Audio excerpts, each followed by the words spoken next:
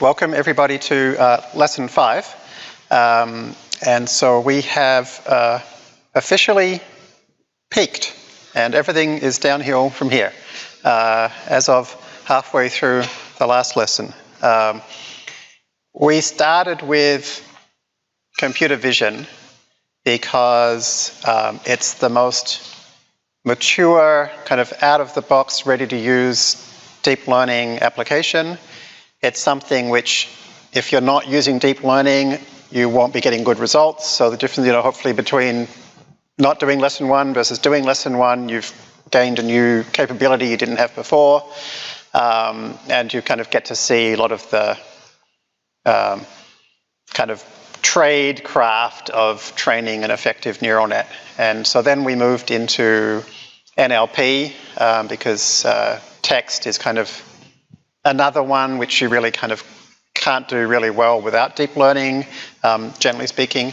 And it's just got to the point where it's pretty, works pretty well now. In fact, the New York Times just featured an article about the latest advances in deep learning for text yesterday, and talked quite a lot about the work that we've done in that area, along with OpenAI and Google and the Allen Institute of Artificial Intelligence. And then we've kind of finished our application journey with tabular and collaborative filtering, partly because tabular and collaborative filtering are things that you can still do pretty well without deep learning, so it's not such a big step. It's not a kind of whole new thing that you could do that you couldn't used to do. And also because we're going to try to get to a point where we understand pretty much every line of code and the implementations of these things, and the implementations of those things, it's much less intricate than vision and NLP. So as we come down this other side of the journey, which is like all the stuff we've just done, how does it actually work? By starting where we just ended, which is starting with collaborative filtering and then tabular data, we're going to be able to see what all those lines of code do by the end of today's lesson. That's our goal. So, particularly this lesson, you should not expect to come away knowing how to solve, how to do applications you couldn't do before, but instead you should have a better understanding of how we've actually been solving the applications we've seen so far. Particularly, we're going to understand a lot more about regularization, which is how we go about managing over versus underfitting. And so hopefully you can use some of the tools from this lesson to go back to your previous projects and get a little bit more performance, or handle models where previously maybe you felt like your data was not enough, or maybe you were underfitting, and so forth. And it's also going to lay the groundwork for understanding convolutional neural networks and recurrent neural networks that we'll do deep dives into in the next 2 lessons. And as we do that, we're also going to look at some new applications, some new vision and NLP applications. Let's start where we left off last week. Do you remember this picture? So this picture, we were looking at kind of what does a deep neural net look like? And we had various layers. And the first thing we pointed out is that there are only and exactly 2 types of layer. There are layers that contain parameters, and there are layers that contain activations. Parameters are the things that your model learns. They're the things that you use gradient descent to go parameters minus equals learning rate times parameters.grad. Right? That's our basic, that's what we do. Okay? And those parameters are used by multiplying them by input activations, doing a matrix product. So the yellow things are our weight matrices, or weight tensors more generally, but that's close enough. So we take some input activations or some layer activations and we multiply it by a weight matrix to get a bunch of activations. So activations are numbers, but these are numbers that are calculated. Okay, so I find in our study group I keep getting questions about where does that number come from, and I always answer it in the same way. You tell me, is it a parameter or is it an activation? Because it's one of those two things. Okay, that's where numbers come from. I guess inputs are kind of a special activation, so they're not calculated, they're just there, so maybe that's a special case. So maybe it's an input or a parameter or an activation. Activations don't only come out of matrix multiplications, they also come out of activation functions. And the most important thing to remember about an activation function is that it's an element-wise function. So it's a function that is applied to each element of the input activations in turn and creates one activation for each input element. So if it starts with a 20 long vector, it creates a 20 long vector by looking at each one of those in turn, doing one thing to it and spitting out the answer. Okay, so an element-wise function. ReLU is the main one we've looked at, and honestly, it doesn't too much matter which you pick. So we don't spend much time talking about activation functions because if you just use ReLU, you'll get a pretty good answer pretty much all the time. And so then we learnt that this combination of matrix multiplications followed by ReLUs stacked together has this amazing mathematical property called the universal approximation theorem, which is if you have big enough weight matrices and enough of them, it can solve any arbitrarily complex mathematical function to any arbitrarily high level of accuracy. Assuming that you can train the parameters, both in terms of time and data availability and so forth. Okay? So that's the bit which I find particularly more advanced computer scientists get really confused about, is they're always asking like, where's the next bit? What's the trick? How does it work? But that's it. You know, you just do those things and you pass back the gradients and you update the weights with the learning rate and that's it. So that piece where we take the loss function between the actual targets and the output of the final layer, so the final activations, we calculate the gradients with respect to all of these yellow things, and then we update those yellow things by learning rate, by subtracting learning rate times the gradient. That process of calculating those gradients and then subtracting like that is called back propagation. Okay, so when you hear the term, well, that's a very small font. So when you hear the term back propagation, it's one of these terms that neural networking folks love to use. It sounds very impressive, okay, but you can replace it with your head with weights minus equals weights.grad times learning rate, or parameters, I should say, rather than weights, a bit more general.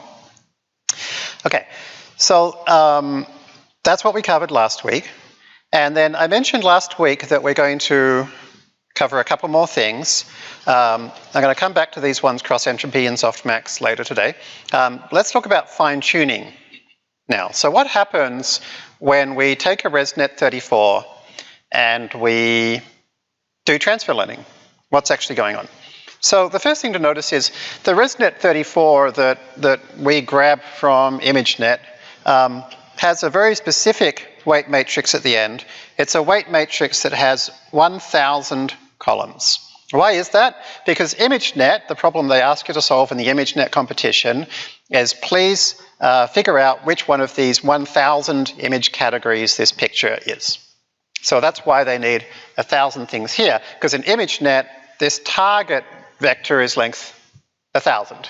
It's you've got to pick the probability that it's which one of those 1,000 things. So there's a couple of reasons this weight matrix is no good to you when you're doing transfer learning. The first is that you probably don't have 1,000 categories. You know, I was trying to do teddy bears, black bears, or brown bears, so I don't want 1,000 categories. And the second is even if I did have exactly 1,000 categories, they're not the same 1,000 categories that are in ImageNet. So basically, this whole weight matrix is a waste of time for me. So what do? We throw it away. So when you go create CNN in Fastai, it deletes that. And what does it do instead? Instead, it puts in 2 new weight matrices in there for you. With a ReLU in between. And so there are some defaults as to what size this first one is, but the second one, the size there is as big as you need it to be. So in your data bunch, which you pass to your learner, from that we know how many activations you need. If you're doing classification, it's however many classes you have. If you're doing regression, it's however many numbers you're trying to predict in the regression problem. And so remember that if your data bunch is called data, that'll be called data.c. So we'll add for you this weight matrix of size data.c by however much was in the previous layer.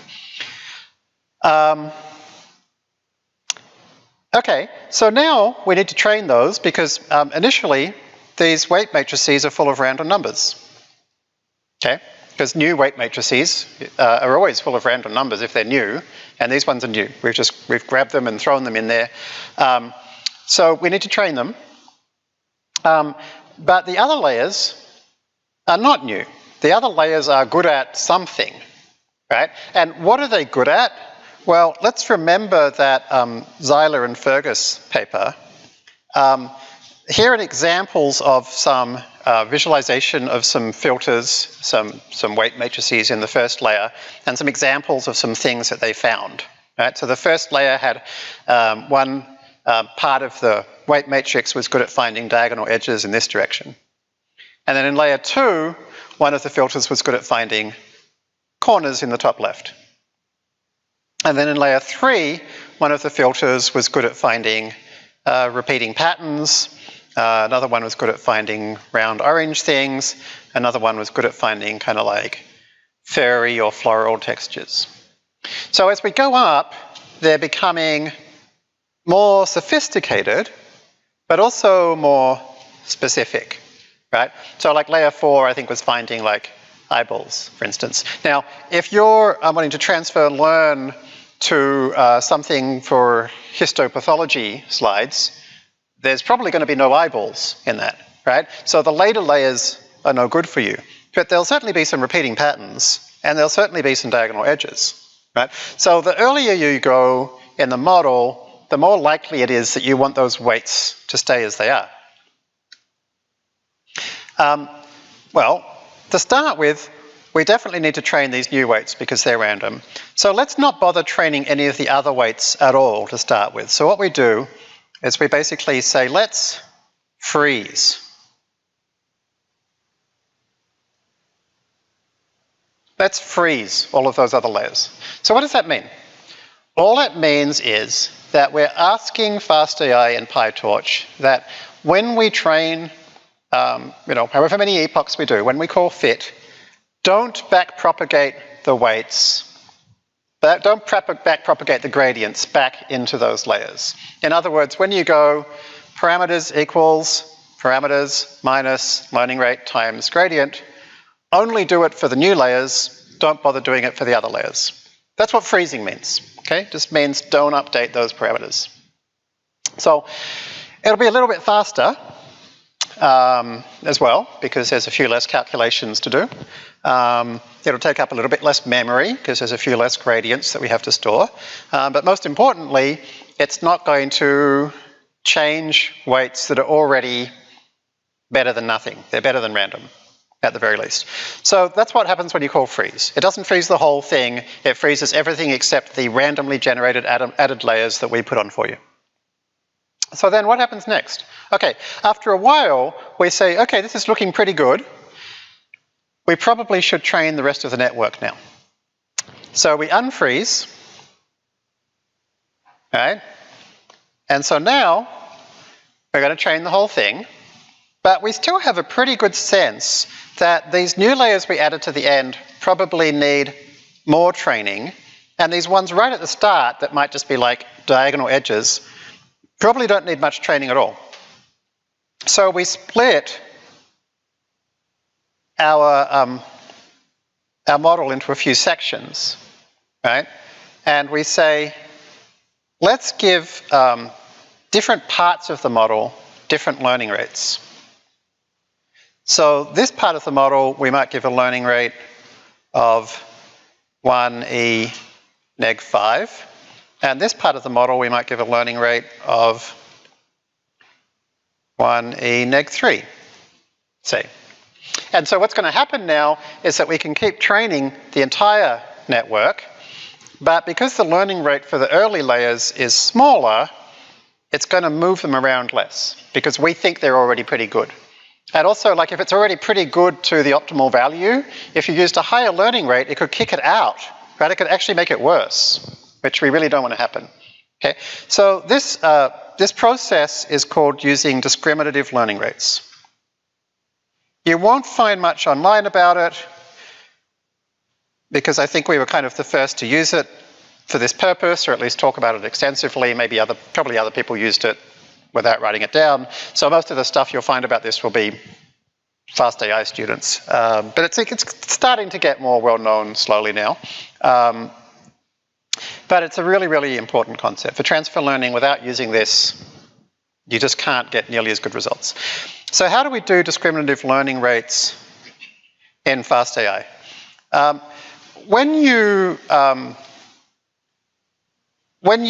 Anywhere you can put a learning rate in FastAI, such as with the fit function, the first thing you put in is the number of epochs, and then the second thing you put in is learning rate. Same if you use fit one cycle.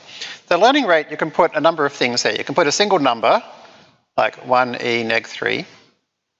You can write a slice, so you can write slice, for example, 1e neg 3, with a single number, or you can write slice with two numbers.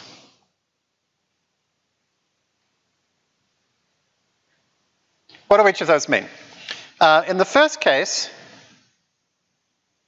just using a single number means every layer gets the same learning rate. So you're not using discriminative learning rates.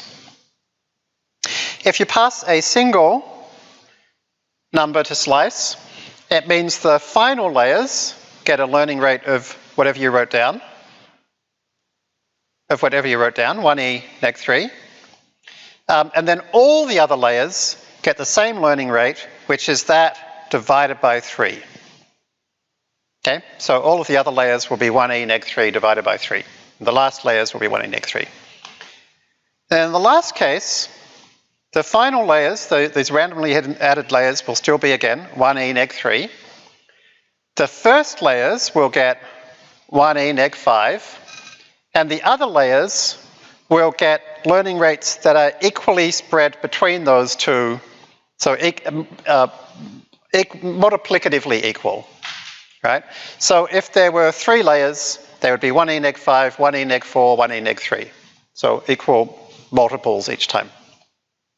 One slight tweak, to make things a little bit simpler to manage, we don't actually give a different learning rate to every layer. We give a different learning rate to every layer group, which is just we decide to put the groups together for you. And so specifically what we do is the randomly added extra layers, we call those one layer group. This is by default, you can modify it. And then all the rest, we split in half into 2 layer groups. So by default, at least with a CNN, you'll get 3 layer groups. And so if you say slice 1e neg 5, 1e neg 3, you will get 1e neg 5 learning rate for the first layer group, 1e neg 4 for the second, 1e neg 3 for the third. So now if you go back and look at the way that we're training, hopefully you'll see that this makes a lot of sense. This divided by 3 thing is a little weird, and we won't talk about why that is until part 2 of the course. It's a specific quirk around batch normalization. So we can discuss that in the advanced topic if anybody's interested. All right, so that is fine-tuning. So hopefully that makes that a little bit less mysterious. So we were looking at collaborative filtering last week. And in the collaborative filtering example, we called fit1cycle and we passed in just a single number. And that makes sense because in collaborative filtering, we only have one layer. There's a few different pieces in it, but there isn't, you know, a matrix multiply followed by an activation function followed by another matrix multiply. I'm going to introduce another piece of jargon here. They're not always exactly matrix multiplications. There's something very similar. They're linear functions that we add together. But the more general term for these things that are a bit more general than matrix multiplications is affine functions. Okay, so if you hear me say the word affine function, you can replace it in your head with matrix multiplication. But as we'll see when we do convolutions, convolutions are matrix multiplications where some of the weights are tied, and so it would be slightly more accurate to call them affine functions. And I like to introduce a little bit more jargon each lesson so that when you read books or papers or watch other courses or read documentation, there will be more of the words you'll recognize. Okay? So when you say affine function, it just means a linear function, right? And it means something very, very close to matrix multiplication. A matrix multiplication is the most common kind of affine function, at least in deep learning. Specifically for collaborative filtering, the model we were using was this one. It was where we had a bunch of numbers here and a bunch of numbers here, and we took the dot product of them. And given that one here is a row and one is a column, we can actually, that's the same as a matrix product. So M mult in Excel multiplies matrices, so here is the matrix product of those two. And so I started this training last week by using Solver in Excel, and we never actually went back to see how it went, so let's go and have a look now. So the average sum of squared error got down to 0.39. So we're trying to predict something on a scale of 0.5 to 5. So on average, we're being wrong by about 0.4. That's pretty good. And you can kind of see it's pretty good if you look at like 351 is what it meant to be, 3.25, 5.1, 0.98. It's pretty close, right? So you get the general idea. And then I started to talk about this idea of embedding matrices. And so in order to understand that, let's put this worksheet aside and look at another worksheet. So here's another worksheet. And what I've done here is I have copied over those two weight matrices from the previous worksheet. Right? Here's the one for users, and here's the one for movies. And the movies one, I've transposed it, so it's now got exactly the same dimensions as the users one. Okay? So here are two weight matrices. Initially they were random. We can train them with gradient descent. In the original data, the user IDs and movie IDs were numbers like these. Okay? To make life more convenient, I've converted them to numbers from 1 to 15. Okay? So in these columns, I've got, for every rating, I've got user ID, movie ID, rating, using these mapped numbers so that they're contiguous starting at 1. Okay. Now I'm going to replace user ID number 1 with this vector. The vector contains a 1 followed by 14 zeros. And then user number 2, I'm going to replace with a vector of 0, and then 1, and then 13 zeros, and so forth. So movie ID 14, all these are movie ID 14, I've also replaced with another vector, which is 13 zeros, and then a 1, and then a 0. Okay. So these are called one-hot encodings, by the way. So this is not part of a neural net. This is just like some input pre-processing where I'm literally making this my new inputs. So this is my new inputs for my movies. This is my new inputs for my users. Okay, so these are the inputs to a neural net. So what I'm going to do now is I'm going to take this input matrix and I'm going to do a matrix multiply by this weight matrix. And that'll work because this has 15 rows and this has 15 columns. So I can multiply those two matrices together because they match. And you can do matrix multiplication in Excel using the mmult function. Just be careful if you're using Excel, because this is a function that returns multiple numbers. You can't just hit enter when you finish with it, you have to hit Control-Shift-Enter. Control-Shift-Enter means this is an array function, it's something that returns multiple values. So here is the matrix product of this input matrix of inputs and this parameter matrix or weight matrix. So that's just a normal neural network layer. Okay, it's just a regular matrix multiply. And so we can do the same thing for movies. And so here's the matrix multiply for movies. Well, here's the thing.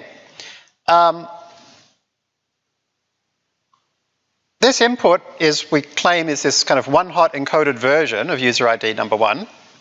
And these activations are the activations for user ID number 1. Why is that? Because if you think about it, a matrix multiplication between a one-hot encoded vector and some matrix is actually going to find the nth row of that matrix when the 1 is in position n. Does that make sense? So what we've done here is we've actually got a matrix multiply that is creating these output activations, right? But it's doing it in a very interesting way, which is it's effectively finding a particular row in the input matrix. So having done that, we can then multiply those two sets together, just a dot product, and we can then find the loss squared, and then we can find the average loss, and lo and behold, that number, 0.39, is the same as this number, because they're doing the same thing. So this one was kind of finding this particular user's embedding vector. This one is just doing a matrix multiply, and therefore we know they are mathematically identical. So let's lay that out again. So here's our final version. This is the same weight matrices again, exactly the same, I've copied them over. And here's those user IDs and movie IDs again, right? But this time I've laid them out just in a normal kind of tabular form, just like you would expect to see in the input to your model. And this time, I've got exactly the same set of activations here that I had here. But in this case, I've calculated these activations using Excel's offset function, which is an array lookup, right? It says, find the first row of this. So this is doing it as an array lookup. So this version is identical to this version, but obviously it's much less memory intensive and much faster, because I don't actually create the one-hot encoded matrix, and I don't actually do a matrix multiply, because that matrix multiply is nearly all multiplying by 0, which is a total waste of time. So in other words, multiplying by a one-hot encoded matrix is identical to doing an array lookup. Therefore, we should always do the array lookup version. And therefore, we have a specific way of saying, I want to do a matrix multiplication by a one-hot encoded matrix without ever actually creating it. I'm just instead going to pass in a bunch of ints and pretend they're one-hot encoded. And that is called an embedding, right? So you might have heard this word embedding all over the place as if it's some magic advanced mathy thing. But embedding means look something up in an array. Okay? But it's interesting to note that looking something up in an array is mathematically identical to doing a matrix product by a one-hot encoded matrix, and therefore an embedding fits very nicely in our standard model of how neural networks work. So now, suddenly, it's as if we have another whole kind of layer. It's a kind of layer where we get to look things up in an array. But we actually didn't do anything special, right? We just added this computational shortcut, this thing called an embedding, which is simply a fast and memory-efficient way of multiplying by a one-hot encoded matrix. Okay? So this is really important, because when you hear people say embedding, you need to replace it in your head with an array lookup, which we know is mathematically identical to a matrix multiplied by a one-hot encoded matrix. Here's the thing though, it has kind of interesting semantics, right?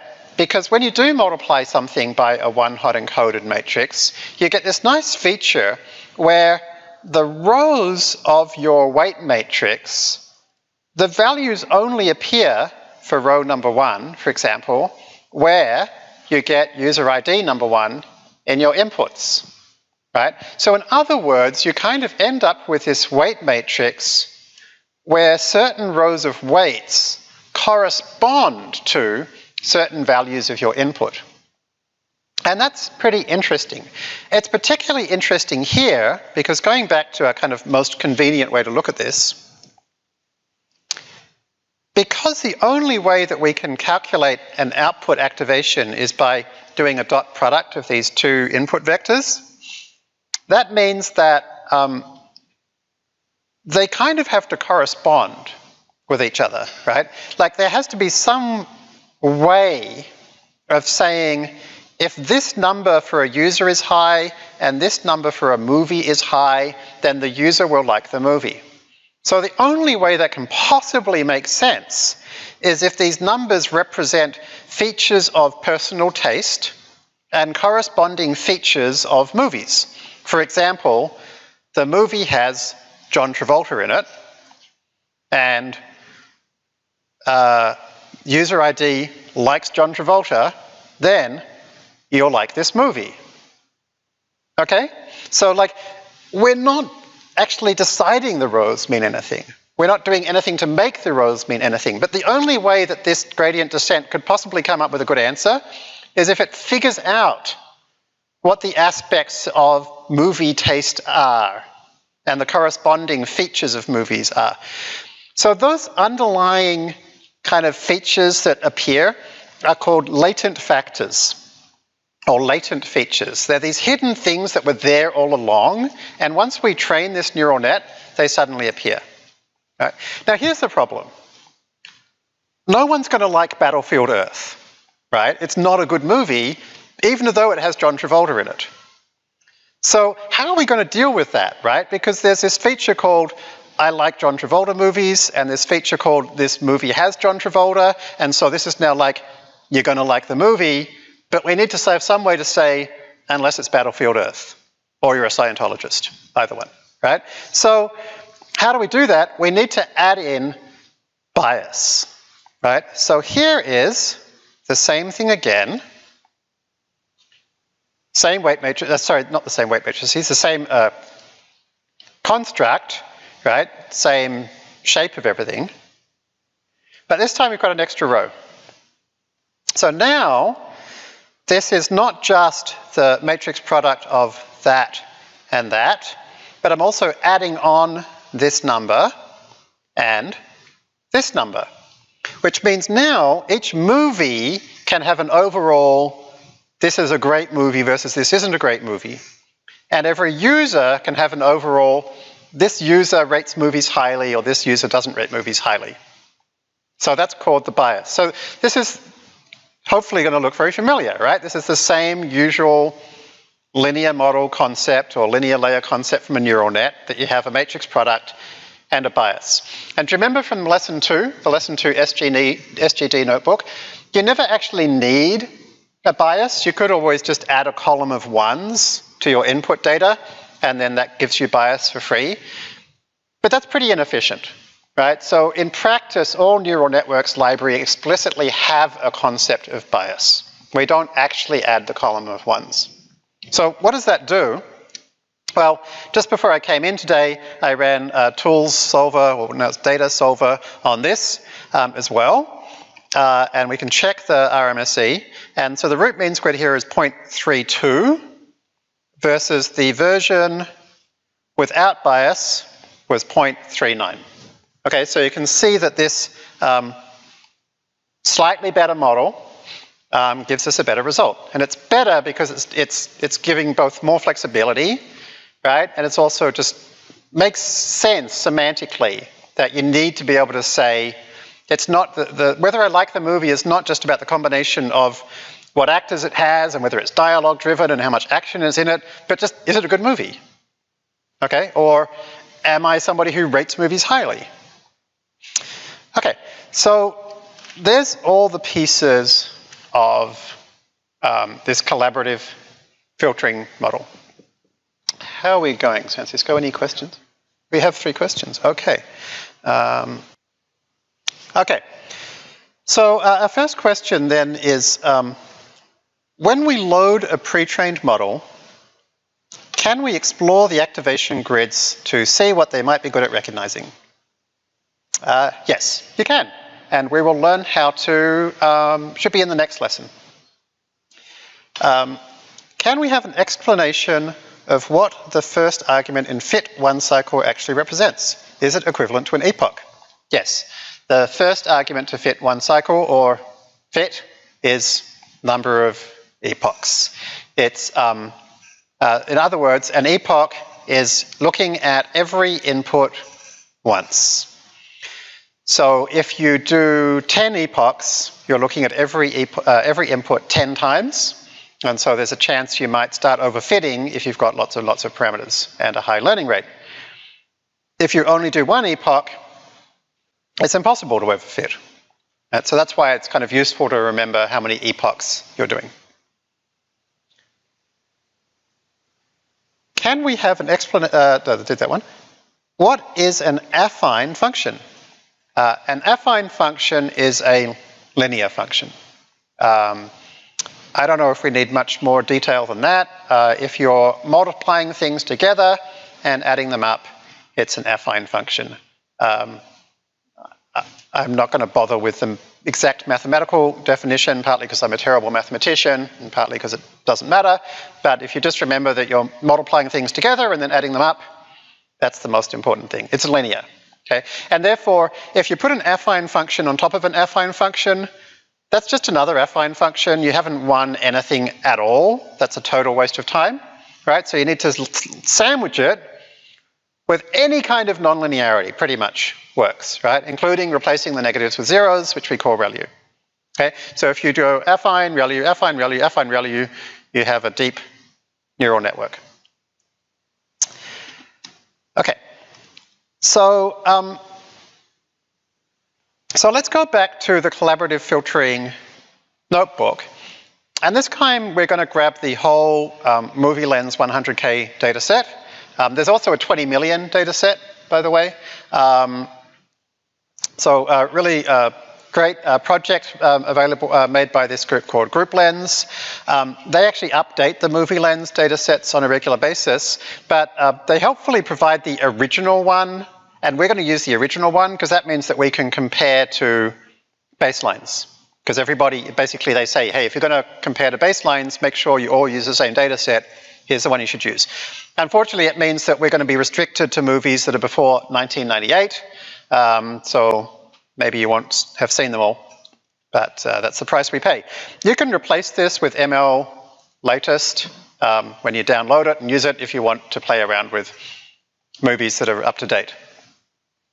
Okay, the original movie lens data set, the more recent ones are in a CSV file that's super convenient to use. The original one is a slightly messy. First of all, they don't use commas for delimiters, they use tabs. So in pandas, you can just say what's the delimiter when you load it in. The second is they don't add a header row so that you know what column is what. So you have to tell pandas there's no header row. And then since there's no header row, you have to tell pandas what are the names of the columns. Other than that, that's all we need. Okay, so we can then have a look at head, which remember is the first few rows, and there is our user ratings, user movie rating. And let's make it more fun. Let's see what the movies actually are. I'll just point something out here, which is there's this thing called encoding equals. I'm going to get rid of it. And I get this error, Unicode. I just want to point this out because you'll all see this at some point in your lives. Codec can't decode, blah, blah, blah. What this means is that this is not a Unicode file. And this will be quite common when you're using data sets that are a little bit older. Back before, us folks in the West really realized that there are people that use languages other than, well, English people, languages other than English. Nowadays, we're much better at handling different languages. We use this standard called Unicode for it, and Python very helpfully uses Unicode by default. But so if you try to load an old file that's not Unicode, you actually, believe it or not, have to guess how it was coded. But since it's really likely that it was created by, some Western European or American person, they almost certainly used Latin 1. So if you just pop in encoding equals Latin 1, if you use file open in Python or pandas open or whatever, that will generally get around your problem. Again, they didn't have the names, so we had to list what the names are. This is kind of interesting. They had a separate column for every one of however many genres they had, 19 genres. And you'll see this looks one hot encoded, but it's actually not. It's actually n hot encoded. In other words, a movie can be in multiple genres. We're not going to look at genres today, but it's just interesting to point out that this is a way that sometimes people will represent something like genre. In the more recent version, they actually list the genres directly, which is much more convenient. Okay, so I find life is, so we've got 100,000 ratings. I find life is easier when you're modeling, when you actually denormalize the data. So I actually want the movie title directly in my ratings. So Pandas has a merge function to let us do that. So here's the ratings table with actual titles. So as per usual, we can create a data bunch for our application, so a Collab data bunch for the Collab application from what? From a data frame. Here's our data frame. Set aside some validation data. Really, we should use the validation sets and cross-validation approach that they used if you're going to properly compare with a benchmark. So take these comparisons with a grain of salt. By default, Collab data bunch assumes that your first column is user, second column is item, third column is rating. But now we're actually going to use the title column as item, so we have to tell it what the item column name is. And then all of our data bunches support show batch, so you can just check what's in there, and there it is. Okay. So I'm going to try and get as good a result as I can. So I'm going to try and use whatever tricks I can come up with to get a good answer. Now, one of the tricks is to use the Y range. And remember, the Y range was the thing that made the final activation function a sigmoid. And specifically, last week we said, let's have a sigmoid that goes from 0 to 5. And that way it's going to ensure that it's going to help the neural network predict things that are in the right range. I actually didn't do that in my Excel version. And so you can see I've actually got some negatives, right? And there's also some things bigger than 5. So if you want to beat me in Excel, you could add the sigmoid to Excel and train this, and you'll get a slightly better answer. Now, the problem is that a sigmoid actually asymptotes at, say, whatever the maximum is. We said 5, right? Which means you can never actually predict 5. But plenty of movies have a rating of 5, so that's a problem. So actually, it's slightly better to make your Y range go from a little bit less than the minimum to a little bit more than the maximum. And the minimum of this data is 0.5, and the maximum is 5. So this range is just a little bit further. So that's one little trick to get a little bit more accuracy. The other trick I used is to add something called weight decay. and we're going to look at that next. Okay, after this section, we're going to learn about weight decay. So then, how many factors do you want? Well, what are factors? The number of factors is the width of the embedding matrix. So why don't we say embedding size? Maybe we should, but in the world of collaborative filtering, they don't use that word. They use the word factors because of this idea of latent factors. And because the standard way of doing collaborative filtering has been with something called matrix factorization. And in fact, what we just saw happens to actually be a way of doing matrix factorization. So we've actually accidentally learnt how to do matrix factorization today. So this is a term that's kind of specific to this domain, okay? But you can just remember it as the width of the embedding matrix. And so why 40? Well, this is one of these architectural decisions you have to play around with and see what works. So I tried 10, 20, 40, and 80, and I found 40 seemed to work pretty well. And it trained really quickly. So like you can chuck it in a little for loop to try a few things and see what looks best. And then for learning rates, I use the learning rate finder as usual. So 5e neg 3 seemed to work pretty well. Remember, this is just a rule of thumb, right? 5e neg 3 is a bit lower than both Sylvain's rule and my rule. So Sylvain's rule is find the bottom and go back by 10. So his rule would be more like 2e neg 2, I reckon. My rule is kind of find about the steepest section, which is about here, which again, like often it agrees with Sylvain, so that would be about 2e neg 2. I tried that, and I always like to try like 10x less and 10x more, just to check, and actually I found a bit less was helpful. So the answer to the question like, should I do blah, is always try blah and see. Now that's how you actually become a good practitioner. So that gave me 0.813, right? And as usual, you can save the result to save you another 33 seconds from having to do it again later. And so there's a library called LibRec, and they publish some benchmarks for movie lens 100K, and there's a root mean squared error section, and about 0.91 is about as good as they seem to have been able to get. 0.91 is the root mean squared error. We use the mean squared error, not the root. So we have to go 0.91 squared, which is 0.83, and we're getting 0.81. So that's cool. With this very simple model, we're doing a little bit better. Quite a lot better, actually.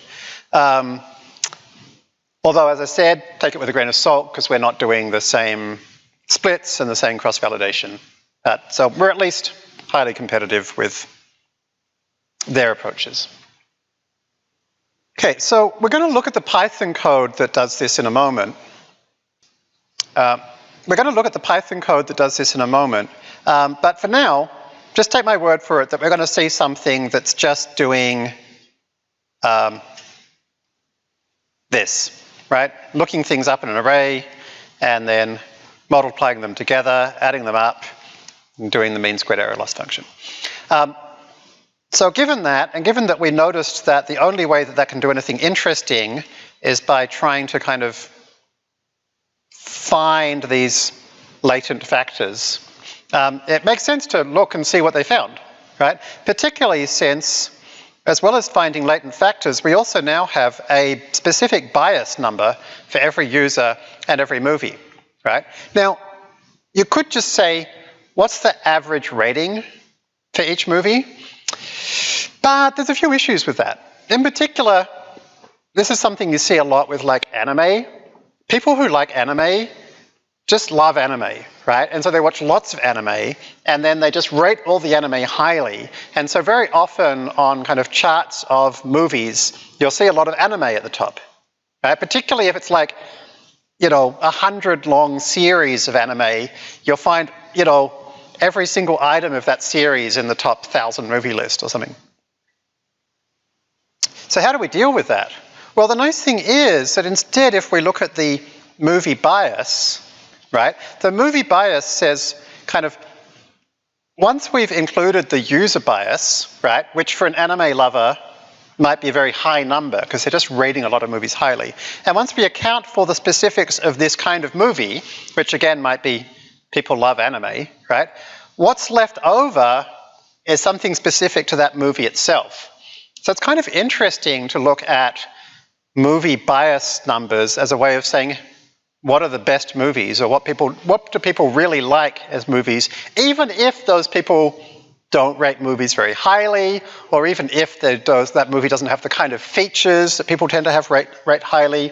So you get this kind of nice, it's funny to say this, by using the bias, we get an unbiased kind of movie score. So how do we do that?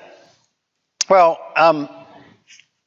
to make it interesting, particularly because this data set only goes to 1998, let's only look at movies that plenty of people watch. Right? So we'll use pandas to grab our rating movie table, group it by title, and then count the number of ratings. And not measuring how high they're rating, just how many ratings do they have. Okay? And so the top 1,000 are the movies that have been rated the most. And so they're hopefully movies that we might have seen. Okay, that's the only reason I'm doing this. And so I've called this top movies, by which I mean not good movies, just movies we're likely to have seen. So not surprisingly, Star Wars is the one that at that point the most people had put a rating to. Independence Day. There you go. So we can then take our learner that we trained and ask it for the bias of the items listed here. Okay, so is item equals true, you would pass true to say I want the items, or false to say I want the users. So this is kind of like a pretty common piece of nomenclature for collaborative filtering. These IDs tend to be called users. These IDs tend to be called items. Even if your problem has got nothing to do with users and items at all, we just use these names for convenience. Okay, so they're just words. So in our case, we want the items. This is the list of items we want. We want the bias. So this is specific to collaborative filtering, and so that's going to give us back 1,000 numbers, right? Because we asked for this has 1,000 movies in it. So we can now take and just for comparison, let's also group the titles by the mean rating. So then we can zip through, so going through together, each of the movies along with the bias and grab their rating and the bias and the movie, and then we can sort them all by the zero index thing, which is the bias. So here are the lowest numbers. So I can say, Mortal Kombat Annihilation, not a great movie. Lawnmower Man 2, not a great movie. I haven't seen Children of the Corn, but we did have a long discussion at SF Study Group today, and people who have seen it agree, not a great movie. And you can kind of see, some of them actually have pretty decent ratings, even though, relative to, right? So this one's actually got a much higher rating than the next one, right? But, that's kind of saying, well, the kind of actors that were in this and the kind of movie that this was and the kind of people who like it, who watch it, you would expect it to be higher. And then here's the sort by reverse, okay? Schindler's List, Titanic, Shawshank Redemption, seems reasonable. And again, you can kind of look for ones where the rating, isn't that high, but it's still very high here. So that's kind of at least in 1998, people weren't that into Leonardo DiCaprio, or, people aren't that into dialogue-driven movies, or people aren't that into romances or whatever, but still people liked it more than you would have expected. So it's interesting to kind of interpret our models in this way. We can go a bit further and grab not just the biases, but the weights. So that is these things. And again, we're going to grab the weights for the items for our top movies. And that is 1,000 by 40 because we asked for 40 factors. So rather than having a width of 5, we have a width of 40. Often, really there isn't really conceptually 40 latent factors involved in taste, and so trying to look at the 40 can be, not that intuitive. So what we want to do is we want to squish those 40 down to just 3. And there's something that we're not going to look into called PCA, stands for Principal Components Analysis. So this is movie W is a torch tensor, and FastAI adds the PCA method to torch tensors. And what PCA does, Principal Components Analysis, is it's a simple linear transformation that takes an input matrix and tries to find a smaller number of columns that kind of cover a lot of the space of that original matrix. If that sounds interesting, which it totally is, you should check out our course Computational Linear Algebra, which Rachel teaches, where we will show you how to calculate PCA from scratch and why you'd want to do it and lots of stuff like that. It is absolutely not a prerequisite for anything in this course, but it's definitely worth knowing that taking layers of neural nets and chucking them through PCA is very often a good idea. Because very often you have like way more activations than you want in a layer, and there's all kinds of reasons you might want to play with it. For example, Francisco, who's sitting next to me today, has been working on something to do image similarity, right? And for image similarity, a nice way to do that is to compare activations from a model, but often those activations will be huge, and therefore your thing could be really slow and unwieldy. So people often, for something like image similarity, will chuck it through a PCA first, and that's kind of cool. In our case, we're just going to do it so that we take our 40 components down to 3 components, so hopefully they'll be easier for us to interpret. So we can grab each of those 3 factors. We'll call them factor 0, 1, and 2. Let's grab that movie components and then sort. And now the thing is, we have no idea what this is going to mean, but we're pretty sure it's going to be some aspect of taste and movie feature. So if we print it out, the top and the bottom, we can see that the highest ranked things on this feature, you would kind of describe them as, connoisseurs movies, I guess. Like Chinatown, really classic Jack Nicholson movie. Everybody knows Casablanca. And even like Wrong Trousers is like this kind of classic claymation movie and so forth, right? So yeah, this is definitely measuring like things that are very high on the kind of connoisseur level, whereas maybe Home Alone 3, not such a favorite with connoisseurs, perhaps. Which is not to say that there aren't people who don't like it, right? But probably not the same kind of people that would appreciate Secrets and Lies. Okay, so you can kind of see this idea that this has found some feature of movies and a corresponding feature of the kind of things people like. So let's look at another feature. So here's factor number 1. So this seems to have found like, okay, these are just big hits that you could watch with the family, These are definitely not that, Trainspotting, very gritty kind of, thing. So again, it's kind of found this interesting feature of taste, and we could even like draw them on a graph, right? I've just colored them randomly to make them easier to see, and you can kind of see like, and this is just the top 50 most popular movies by rating, by how many times they've been rated. And so kind of on this one factor, you've got the Terminators really high up here, and the kind of English Patient and Schindler's List at the other end, and then kind of here's your Godfather and Monty Python over here, and Independence Day and Liar Liar over there. So you get the idea. So that's kind of fun.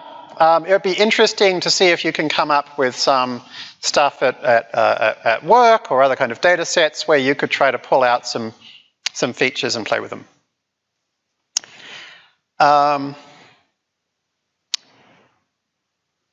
So, how does that work? Any questions? One. Okay. The question is, why am I sometimes getting negative loss when training? You shouldn't be. So you're doing something wrong. So ask on, show us your, I mean, particularly since people are upvoting this, I guess other people have seen it too. So put it on the forum. I mean, they said they're doing negative log likelihood. Yeah, so we're going to be learning about cross-entropy and negative log likelihood after the break today. They are loss functions that have very specific expectations about what your input looks like, and if your input doesn't look like that, then they're going to give very weird answers. So probably you pressed the wrong buttons, so don't do that. Okay, so we said Collab learner. And so here is the Collab learner function. The Collab learner function, as per usual, takes a data bunch. And normally learners also take something where you ask for a particular architectural details. In this case, there's only one thing which does that, which is basically, do you want to use a multi-layer neural net, or do you want to use a classic collaborative filtering? And we're only going to look at the classic collaborative filtering today, or maybe we'll briefly look at the other one too. We'll see. And so what actually happens here? Well, basically, we're going to we create an embedding dot bias model, and then we pass back a learner which has our data and that model. So obviously all the interesting stuff is happening here in embedding.bias. So let's take a look at that. I clearly pressed the wrong button. Embedding.bias. There we go. Okay, so here's our embedding.bias model. It is a nn.module. So in PyTorch, to remind you, all PyTorch layers and models are nn.modules. They are things that, once you create them, look exactly like a function. You call them with parentheses and you pass them arguments. But they're not functions. They don't even have, normally in Python, to make something look like a function, you have to give it a method called dunder call. Remember, that means underscore, underscore, call, underscore, underscore, which doesn't exist here. And the reason is that PyTorch actually expects you to have something called forward. And that's what PyTorch will call for you when you call it like a function. So when this model is being trained to get the predictions, it's actually going to call forward for us. So this is where we do the calculations, right? To calculate our predictions. So this is where you can see we grab our, why is this users rather than user? Well, that's because everything's done a mini batch at a time, right? So it's kind of, when I read the forward in a PyTorch module, I tend to ignore in my head the fact that there's a mini batch, and I pretend there's just one.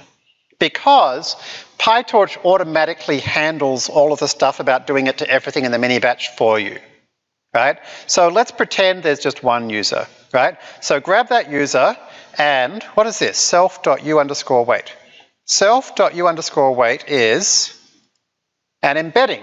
We create an embedding for each of users by factors, items by factors, users by one, items by one. Now that makes sense, right? So users by one is here. That's the user's bias, right? And then users by factor is here. So users by factors is the first tuple, so that's going to go in u_weight. And users, comma 1 is the third, so that's going to go in u_bias. So remember, when PyTorch creates our nn.module, it calls dunder init. And so this is where we have to create our weight matrices.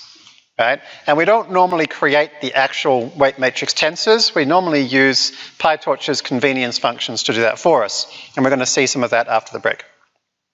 So for now, just recognize that this function is going to create an embedding matrix for us.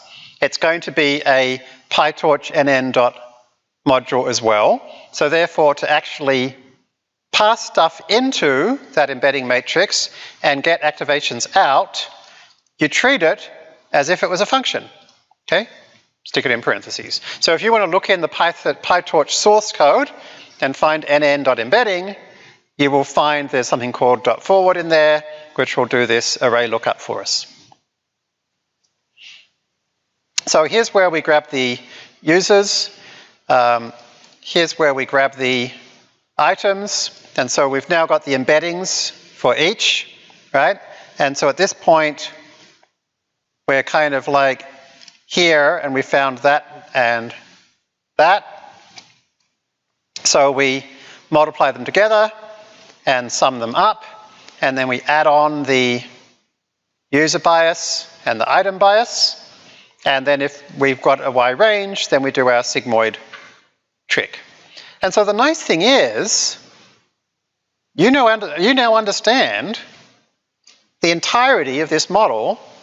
And this is not just any model, this is a model that we just found is at the very least highly competitive with, and perhaps slightly better than, some published table of pretty good numbers from a software group that does nothing but this.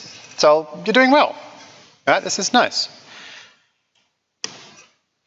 So that's probably a good place to have a break. And so after the break, we're going to come back and we're going to talk about the one piece of this puzzle we haven't learnt yet, which is what the hell does this do? Okay, so let's come back at 7:50.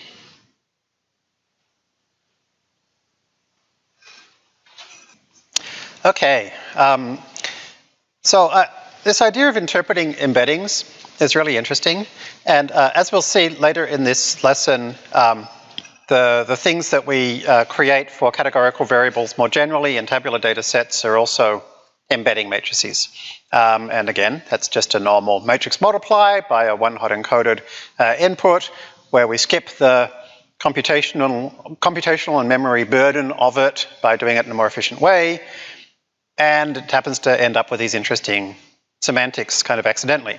And there was this really interesting paper by these folks who came second in a Kaggle competition for something called Rossmann. We'll probably look in more detail at the Rossmann competition in part 2. I think we're going to run out of time in part 1, but it's basically this pretty standard tabular stuff. The main interesting stuff is in the pre-processing. And it was interesting because they came second, despite the fact that the person who came first and pretty much everybody else towards the top of the leaderboard did a massive amount of highly specific feature engineering, whereas these folks did way less feature engineering than anybody else. But instead they used a neural net, and this was at a time in 2016 when just no one did that. No one was doing neural nets for tabular data. So they have, you know, the kind of stuff that we've been talking about kind of arose there, or at least was kind of popularized there. And when I say popularized, I mean only popularized a tiny bit. Still, most people aren't aware of this idea.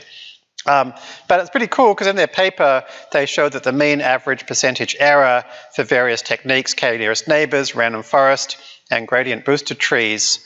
Well, first, you know, neural nets just worked a lot better, but then with entity embeddings, which is what they call this, just using entity matrices in tabular data, they actually added the entity embeddings to all of these different tasks after training them, and they all got way better, right? So neural nets with entity embeddings are still the best, but a random forest with entity embeddings was not at all far behind, and you know that's often that's kind of nice, right? Because you could train these entity matrices for products or stores or genome motifs or whatever, and then use them in lots of different models, possibly, you know, using faster things like random forests. But about getting a lot of the benefits. But here was something interesting. They took a two-dimensional projection of their embedding matrix for state, for example, German state, because this was a German supermarket chain, I think, using the same kind of approach we did. I don't remember if they used PCA or something else slightly different. And then here's the interesting thing. I've circled here, a few things in this embedding space, and I've circled it with the same color over here. And here I've circled some, same color over here. And it's like, oh my God, the embedding projection has actually discovered geography. Like they didn't do that, right? But it's found things that are nearby each other in grocery purchasing patterns, because this was about predicting how many sales there will be. There is some geographic element of that. In fact, here is a graph of the distance between two embedding vectors. So you can just take an embedding vector and say, what's the sum of squared, compared to some other embedding vector, and that's the Euclidean distance.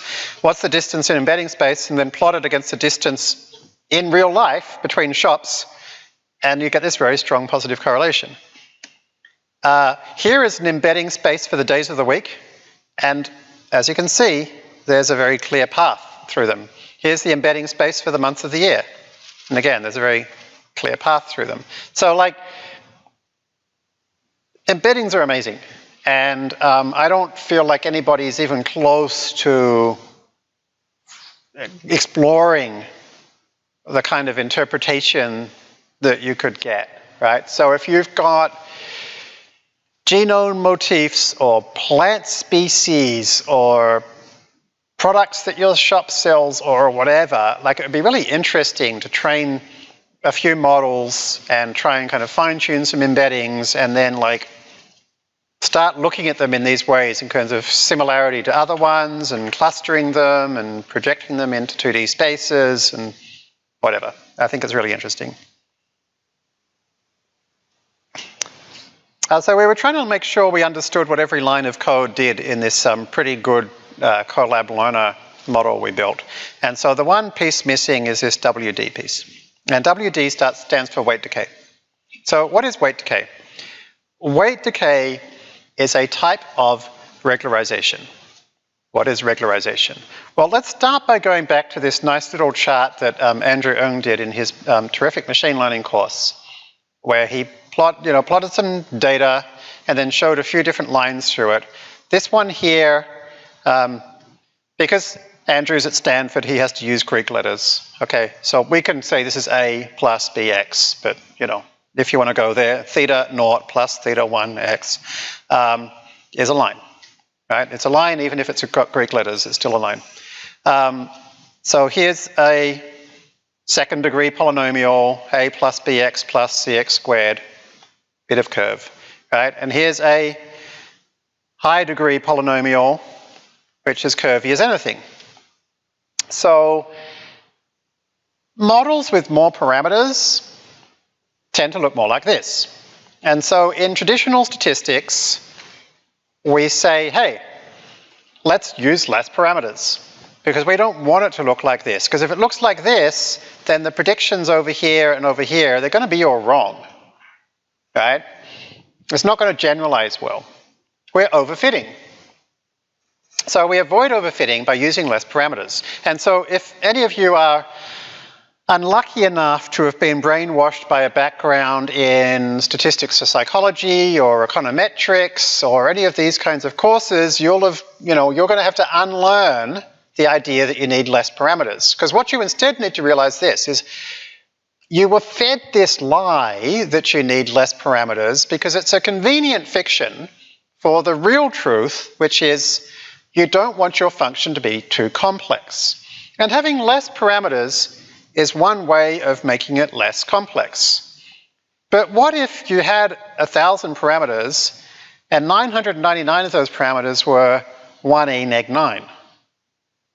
Well, what if there was 0? If they're 0, they're not really there. Or if they're 1e neg 9, they're hardly there, right? So like, why can't I have lots of parameters if like lots of them are really small? And the answer is you can. Okay, you know, so this thing of like counting the number of parameters is how we limit complexity is actually extremely limiting. It's a fiction that really has a lot of problems, right? And so if in your head complexity is scored by how many parameters you have, you're doing it all wrong, right? Score it properly, right? So why do we care? Why would I want to use more parameters? Because more parameters means more nonlinearities, more interactions, more curvy bits, right? And real life is full of curvy bits. Right? Real life does not look like this. But we don't want them to be more curvy than necessary, or more interacting than necessary. So therefore, let's use lots of parameters and then penalize complexity. Okay, so one way to penalize complexity is, as I kind of suggested before, is let's sum up the value of your parameters. Now that doesn't quite work because some parameters are positive and some are negative, right? So what if we sum up the square of the parameters, right? And that's actually a really good idea, right? Let's actually create a model, and in the loss function we're going to add the sum of the square of the parameters. Now here's the problem with that though. Maybe that number is way too big, and it's so big that the best loss is to set all of the parameters to 0. Now that would be no good, right? So actually we want to make sure that doesn't happen. So therefore, let's not just add the sum of the squares of the parameters to the model, but let's multiply that by some number that we choose. And that number that we choose in FastAI is called WD. Okay? So that's what we're going to do. We're going to take our loss function and we're going to add to it the sum of the squares of the parameters multiplied by some number, WD. What should that number be? Well, generally it should be 0.1. Okay. People with fancy machine learning PhDs are extremely skeptical and dismissive of any claims that a learning rate can be 3e neg 3 most of the time, or a weight decay can be 0.1 most of the time. But here's the thing. We've done a lot of experiments on a lot of data sets, and we've had a lot of trouble finding anywhere a weight decay of 0.1 isn't great. However, we don't make that the default. We actually make the default 0.01. Why? Because in those rare occasions where you have too much weight decay, no matter how much you train, it just never quite fits well enough. Whereas if you have too little weight decay, you can still train well. You'll just start to overfit, so you just have to stop a little bit early. So we've been a little bit conservative with our defaults, but my suggestion to you is this. Now that you know that every learner has a WD argument, and I should mention, you won't always see it in this list, right? Because there's this concept of KW args in Python, which is basically parameters that are going to get passed up the chain to the next thing that we call. And so basically all of the learners will call eventually this constructor, and this constructor has a WD, right? So this is just one of those things that you can either look in the docs or you now know it. Anytime you're constructing a learner from pretty much any kind of function in FastAI, you can pass WD, okay? And so passing 0.1 instead of the default 0.01 will often help. Okay, so give it a go. So what's really going on here? It would be helpful, I think, to go back to lesson 2 SGD, because everything we're doing for the rest of today really is based on this, right? And this is where we created some data, and then we added a loss function, MSE, and then we created a function called update, which calculated our predictions. That's our matrix multiply. This is just a one layer, so there's no ReLU. We calculated our loss using that mean squared error. We calculated the gradients using loss.backward. We then subtracted in place the learning rate times the gradients, and that is gradient descent. So if you haven't reviewed lesson 2 SGD, please do, because this is our starting point. So if you don't get this, then none of this is going to make sense. If you're watching the video, maybe pause now, go back, rewatch this part of lesson 2, make sure you get it. Remember, a.sub underscore is basically the same as a minus equals, because a.sub is subtract, and everything in PyTorch, if you add an underscore to it, means do it in place. So this is updating our a parameters, which started out as minus 0.11. We just arbitrarily picked those numbers, and it gradually makes them better. Right? So let's write that down. So we are trying to calculate the parameters. I'm going to call them weights because this is just more common.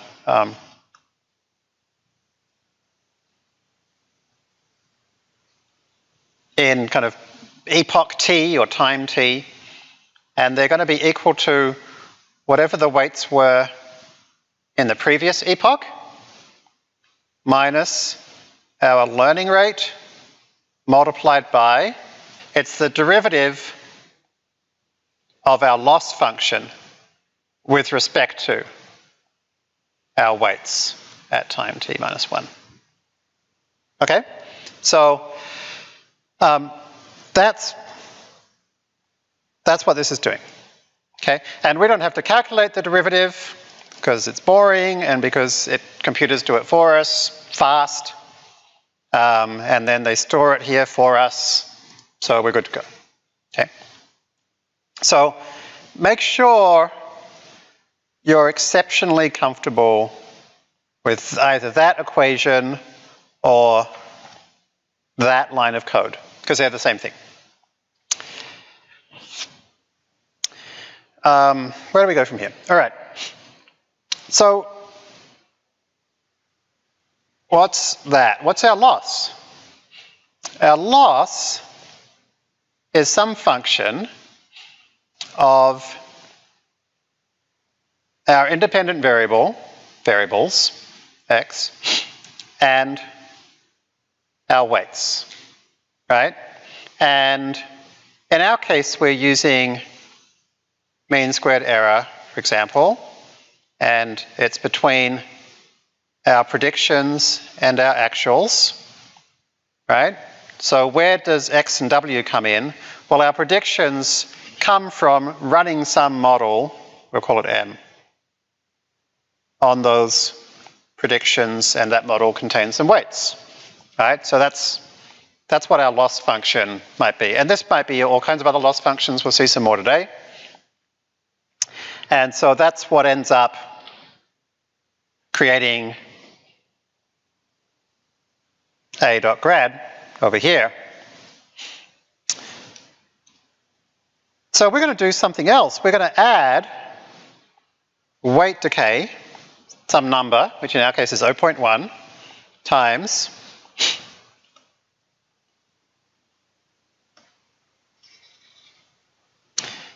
the sum of weights squared. Okay? So let's do that. And let's make it interesting by not using synthetic data, but let's use some real data. And we're going to use MNIST, the hand-drawn digits. Right? But we're going to do this as a standard, fully connected net, not as a convolutional net, because we haven't learnt the details of how to really create one of those from scratch. So in this case, there's actually deeplearning.net provides MNIST as a a Python pickle file. In other words, it's a file that Python can just open up, and it'll give you NumPy arrays straight away, and they're flat NumPy arrays. We don't have to do anything to them. So go grab that. And it's a gzipped file, so you can actually just gzip.open it directly. And then you can pickle.load it directly. And again, encoding equals Latin 1 because, yeah, you know. And then we can just put that'll give us the training, the validation, and the test set. I don't care about the test set. So generally in Python, if there's like something you don't care about, you tend to use this special variable called underscore. There's no reason you have to. It's just kind of, people know you mean I don't care about this, right? So there's our training X and Y and our valid X and Y. Now this actually comes in as you can see, if I print the shape, 50,000 rows by 784 columns. But those 784 columns are actually 28 by 28 pixel pictures. So if I reshape one of them into a 28 by 28 pixel picture and plot it, right, then you can see it's the number 5. Okay, so that's our data. We've seen MNIST before in its kind of pre-reshaped version. Here it is in its flattened version. So I'm going to be using it in its flattened version, okay? Currently they are NumPy arrays. I need them to be tensors. So I can just map torch.tensor across all of them. And so now they're tensors. Okay. I may as well create a variable with the number of things I have, which we normally call n. And remember, we normally have a thing called, we tend to use c to mean the number of activations we need.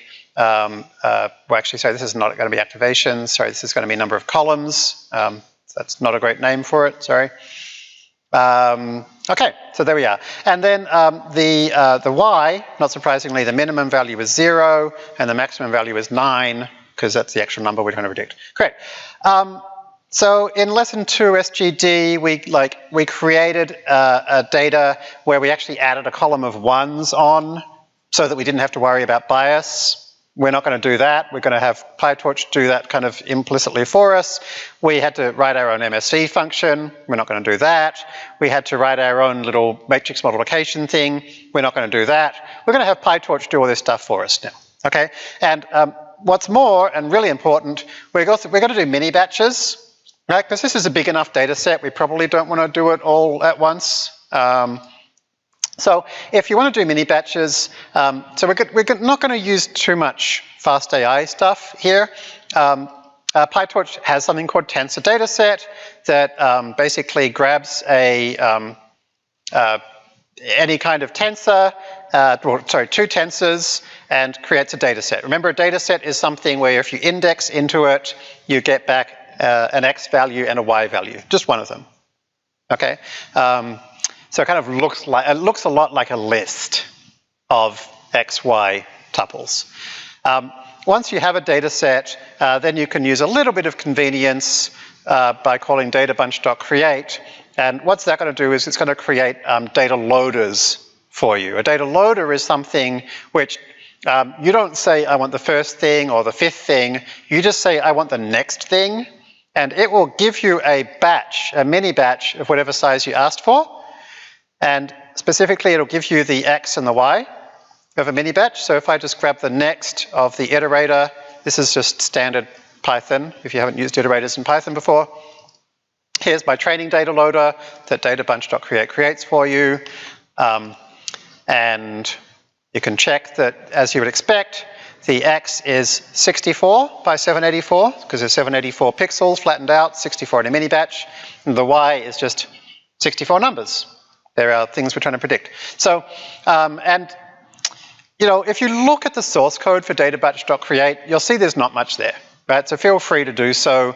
We just make sure that your training set gets shuffled, randomly shuffled for you. We make sure that the data is put on the GPU for you. Just a couple of little convenience things like that. But don't let it be magic. If it feels magic, check out the source code to make sure you see what's going on. Okay. So rather than do this y hat equals x at a thing, we're going to create an nn.module, right? If you want to create an nn.module that does something different to what's already out there, you have to subclass it, right? So subclassing is very, very, very normal in PyTorch. So if you're not comfortable with subclassing stuff in Python, go read a couple of tutorials to make sure you are. Main thing is you have to override the constructor done to init and make sure that you call the superclasses constructor, because nn.module superclasses constructor is going to like set it all up to be a proper nn.module for you. So if you're trying to create your own PyTorch subclass and things don't work, it's almost certainly because you forgot this line of code. All right, so the only thing we want to add is we want to create an attribute in our class which contains a linear layer, an nn.linear module. What is an nn.linear module? It's something which does that, but actually it doesn't only do that, it actually is x at a plus b. So in other words, we don't have to add the column of ones. Okay, that's all it does. Okay, so if you want to play around, why don't you try and create your own nn.linear class? You could create something called myLinear, and it'll take you, you know, depending on your PyTorch background, an hour or two. And then you'll feel like, okay, we don't want any of this to be magic. And you know all of the things necessary to create this now. So, you know, these are the kind of things that you should be doing for your assignments this week, is not so much new applications, but try to start writing more of these things from scratch and get them to work. Learn how to debug them, check what's going in and out and so forth. Okay, but we can just use nn.linear, and that's just going to do, so it's going to have a def forward in it that goes a at x plus b, right? And so then in our forward, how do we calculate the result of this? Well, remember, every nn.module looks like a function. So we pass our x mini batch, so I tend to use xb to mean a batch of x, to self.lin, and that's going to give us back the result of the a at x plus b on this mini batch. So this is a logistic regression model. A logistic regression model is also known as a neural net with no hidden layers. So it's a one-layer neural net, no nonlinearities. Because we're doing stuff ourselves a little bit, we have to put the weight matrices, the parameters, onto the GPU manually. So just type .CUDA to do that. So here's our model. And as you can see, the nn.module machinery has automatically given us a representation of it. It's automatically stored the .lin thing, and it's telling us what's inside it. So there's a lot of little conveniences that PyTorch does for us. So if you look now at model.lin, you can see, not surprisingly, here it is. Perhaps the most interesting thing to point out is that our model automatically gets a bunch of methods and properties, and perhaps the most interesting one is the one called parameters, which contains all of the yellow squares from our picture, right? It contains our parameters. It contains our weight matrices and bias matrices, in as much as they're different. So if we have a look at p.shape for p and model.parameters, there's something of 10 by 784, and there's something of 10. So what are they? Well, 10 by 784, okay, so that's the thing that's going to take in 784 dimensional input and spit out a 10-dimensional output, because that's handy, because our input is 784 dimensional, and we need something that's going to give us the probability of 10 numbers. After that happens, we've got 10 activations, which we then want to add the bias to. So there we go, here's a vector of length 10. So you can see why this model we've created has exactly the stuff that we need to do our AX plus B. So let's grab a learning rate. We're going to come back to this loss function in a moment, but we can't use we can't really use MSE for this, right? Because we're not trying to say how close are you? Did you predict 3 and actually it was 4? Gosh, you were really close. It's like, no, 3 is just as far away from 4 as 0 is away from 4 when you're trying to predict what number did somebody draw. So we're not going to use MSE, we're going to use cross-entropy loss, which we'll look at in a moment. And here's our update function. I copied it from lesson 2 SGD, but now we're calling our model, rather than going a at x, we're calling our model as if it was a function to get y hat. And we're calling our loss func, rather than calling MSE, to get our loss. And then this is all the same as before, except rather than going through each parameter and going parameter dot sub underscore learning rate times gradient, we loop through the parameters. Okay? Because very nicely for us, PyTorch will automatically create this list of the parameters of anything that we created in our dunder init. And look, I've added something else. I've got this thing called W2. I go through each P and model.parameters and I add to W2 the sum of squareds. So W2 now contains my sum of squareds weights. And then I multiply it by some number, which I set to 1a neg 5. So now I just implemented weight decay. Okay? So when people talk about weight decay, it's not an amazing, magic, complex thing containing thousands of lines of CUDA, C++ code. It's those 2 lines of Python. That's weight decay. This is not a simplified version that's just enough for now. This is weight decay. That's it. Okay? And so here's the thing. There's a really interesting kind of dual way of thinking about weight decay. One is that we're adding the sum of squared weights. And that seems like a very sound thing to do, and it is. And well, let's go ahead and run this.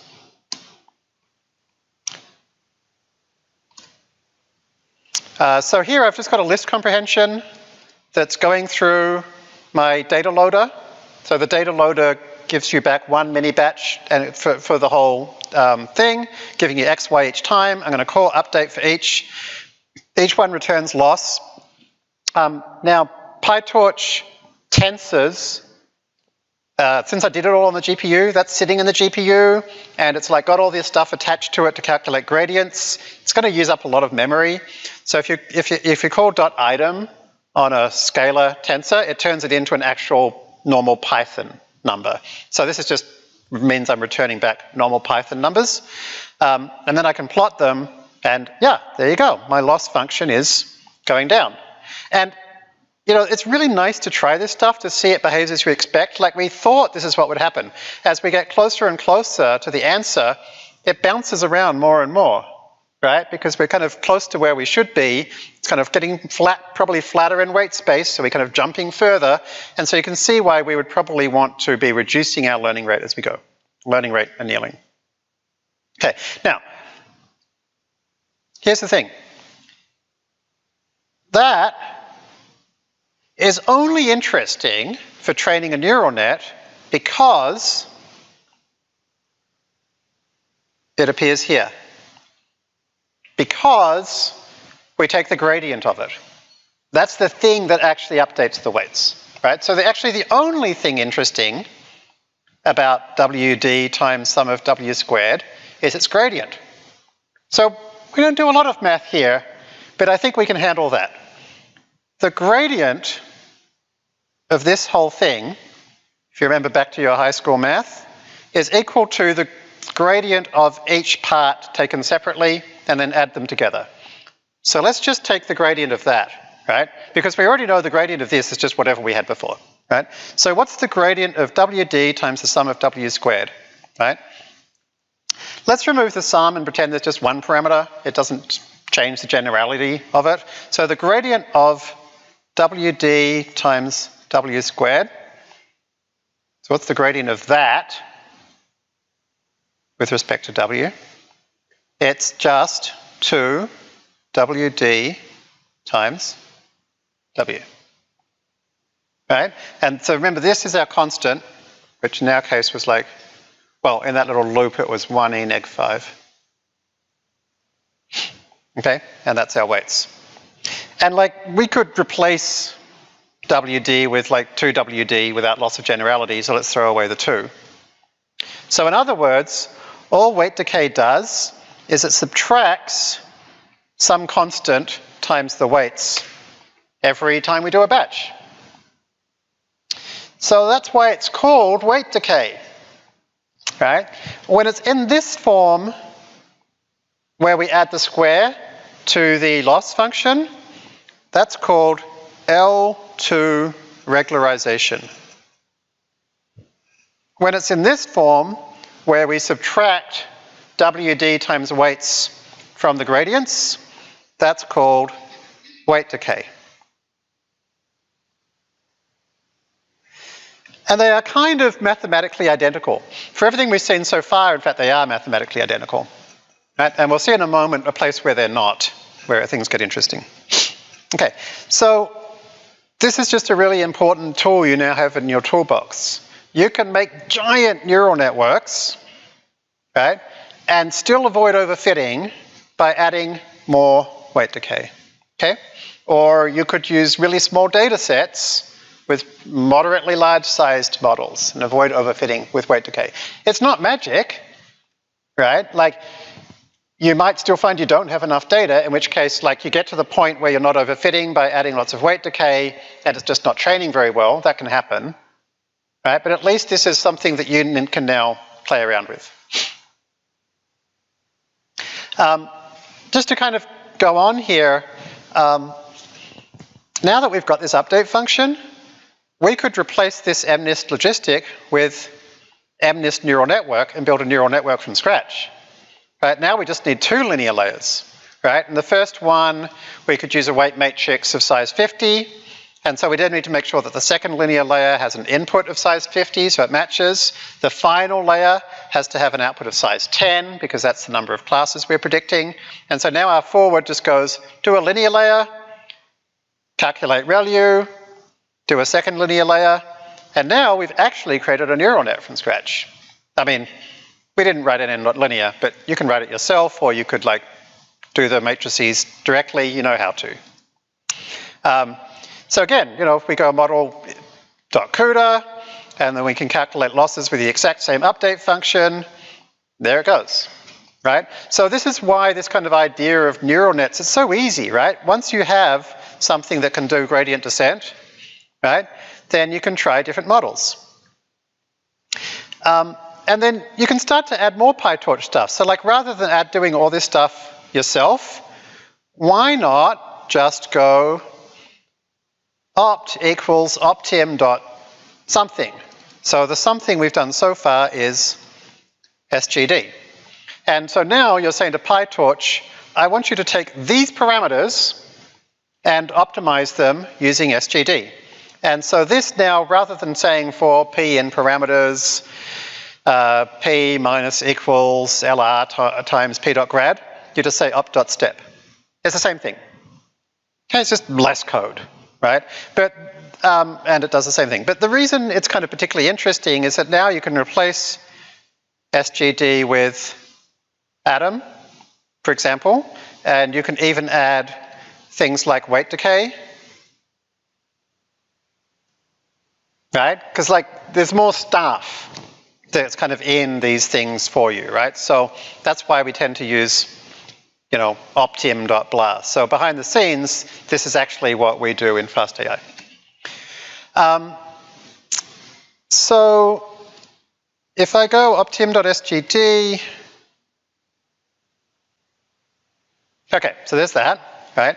And so that's just that picture. But if we change to a different optimizer,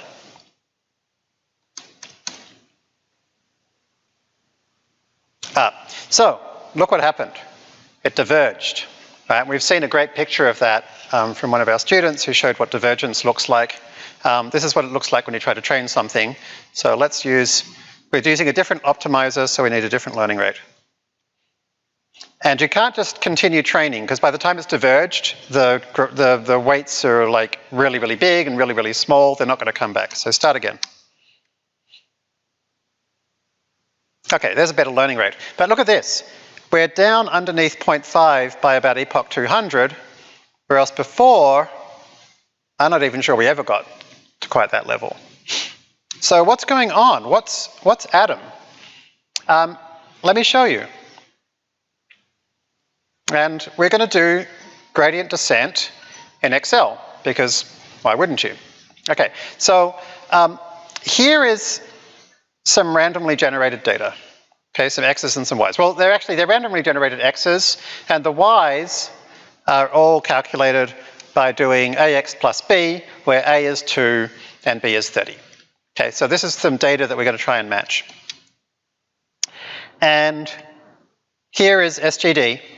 And so we're going to do it with SGD. Now, in our lesson 2 SGD notebook, we did the whole data set at once as a batch. In the notebook we just looked at, we did mini batches. In this spreadsheet, we're going to do online gradient descent, which means every single row of data is a batch. So it's kind of batch size of 1. Okay. So as per usual, we're going to start by picking an intercept and slope kind of arbitrarily. So I'm just going to pick them at 1. Doesn't really matter.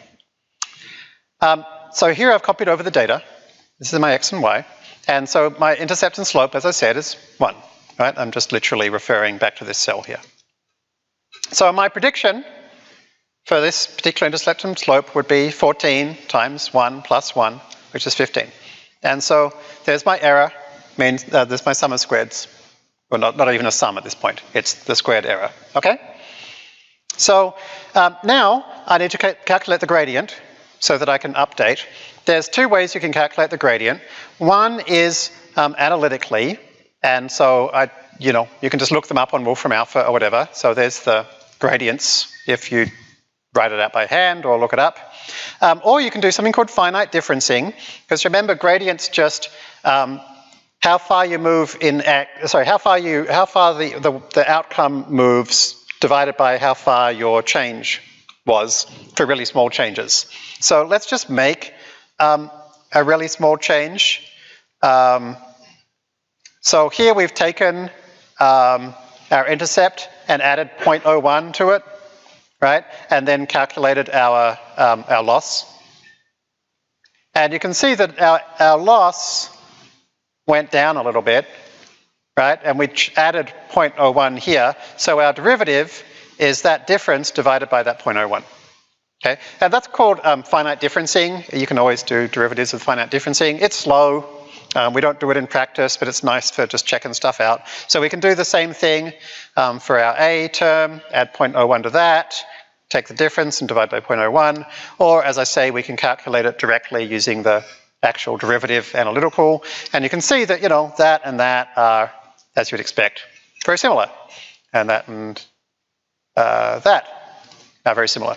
So gradient descent then just says, let's take our current value of that weight and subtract the learning rate times the derivative. There it is, right? And so now we can copy that intercept and that slope to the next row and do it again. And do it lots of times. And at the end, we've done 1 epoch. So at the end of that epoch, we could say, oh, great. So this is our slope. So let's copy that over to where it says slope. And this is our intercept. So we'll copy it to where it says intercept. And now it's done another epoch. Okay? So that's kind of boring, copying and pasting. So I created a very sophisticated macro which copies and pastes for you. And so I just recorded it basically. And so and then I created a very sophisticated for loop that goes through and does it 5 times. And I attached that to the run button. So if I press run, it'll go ahead and do it 5 times and just keep track of the error each time. Okay, so that is SGD. And as you can see, it is just infuriatingly slow. Like particularly the intercept is meant to be 30. And we're still only up to 1.57 and it's just going so slowly. So let's speed it up. So the first thing we can do to speed it up is to use something called momentum, right? So here's the exact same spreadsheet as the last worksheet. I've removed the finite differencing version of the derivatives because they're not that useful, just the analytical ones here. And here's the thing where I take the derivative and I'm going to update by the derivative. But what I do, it's kind of more interesting to look at this one, is I take the derivative and I multiply it by 0.1. And what I do is I look at the previous update and I multiply that by 0.9 and I add the two together. So in other words, the update that I do is not just based on the derivative, but 1/10 of it is the derivative, and 90% of it is just the same direction I went last time. And this is called momentum, right? What it means is, remember how we kind of thought about what might happen if you're trying to find the minimum of this, and you were here and your learning rate was too small, right? And you just keep doing the same steps. Or if you keep doing the same steps, then if you also add in the step you took last time, then your steps are going to get bigger and bigger, aren't they? Okay, until eventually they go too far. But now, of course, your gradient's pointing the other direction to where your momentum's pointing, so you might just take a little step over here, and then you'll start going small steps, bigger steps, small steps, bigger steps, like that, right? So that's kind of what momentum does. Or if you're kind of going too far, like this, which is also slow, right, then the average of your last few steps is actually somewhere kind of between the two, isn't it? Right? So this is a really common idea, right? It's like when you have something that says kind of my, what is it in this case? It's like my step at time t equals some number. People often use alpha because, like I say, you've got to love these Greek letters. Some number times the actual thing I want to do, right? So it might, in this case, it's like the gradient, right? Plus 1 minus alpha times whatever you had last time, st minus 1. This thing here is called an exponentially weighted moving average. And the reason why is that if you think about it, these 1 minus alphas are going to multiply. So st minus 2 is in here with a kind of a 1 minus alpha squared. And st minus 3 is in there with a 1 minus alpha cubed. So in other words, this ends up being the actual thing I want plus a weighted average of the last few time periods where the most recent ones are exponentially higher weighted. Okay? And this is going to keep popping up again and again. Right? So that's what momentum is. It says I want to go based on the current gradient plus the exponentially weighted moving average of my last few steps. So that's useful. That's called SGD with momentum. And we can do it by changing this here to saying SGD momentum. And momentum 0.9 is really common. It's, I don't know, it's so common it's always 0.9 just about for basic stuff. So that's how you do SGD with momentum. And again, it's not, I didn't show you some simplified version, I showed you the version that is SGD. Okay, that's you, again, you can write your own, try it out. That would be a great assignment, would be to take lesson 2 SGD and add momentum to it. Or even the new notebook we've got for MNIST, get rid of the optim dot and write your own update function with momentum. Then there's a cool thing called Rmsprop. One of the really cool things about Rmsprop is that Geoffrey Hinton created it, a famous neural net guy. Everybody uses it. It's like really popular. It's really common. The correct citation for Rmsprop is the Coursera online free MOOC. That's where he first mentioned Rmsprop. So I love this thing that, like, you know, cool new things appear in MOOCs, not a paper. So Rmsprop is very similar to momentum, but this time we have an exponentially weighted moving average, not of the gradient updates, but of f8 squared. That's the gradient squared. So what the gradient squared times 0.1 plus the previous value times 0.9. So it's this is an exponentially weighted moving average of the gradient squared. So what's this number going to mean? Well, if my gradient's really small and consistently really small, this will be a small number. If my gradient is highly volatile, it's going to be a big number. Or if it's just really big all the time, it'll be a big number. And why is that interesting?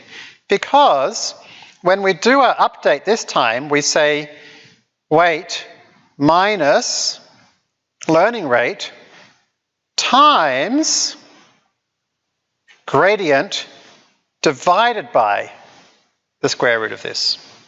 So in other words, if our gradient's consistently very small and not volatile, let's take bigger jumps.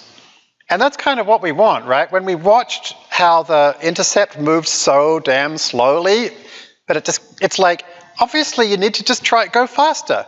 So if I now run this, after just 5 epochs, this is already up to 3, right? Whereas with the basic version, after 5 epochs, it's still at 1.27. And remember, we have to get to 30. So the obvious thing to do, and by obvious I mean only a couple of years ago did anybody actually figure this out, is do both.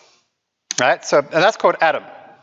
So ATOM is simply keep track of the exponentially weighted moving average of the gradient squared, and also keep track of the exponentially weighted moving average of my steps, right? And both divide by the exponentially weighted moving average of the squared terms, and take 0.9 of a step in the same direction as last time. So it's momentum and Rmsprop. That's called ATOM. And look at this.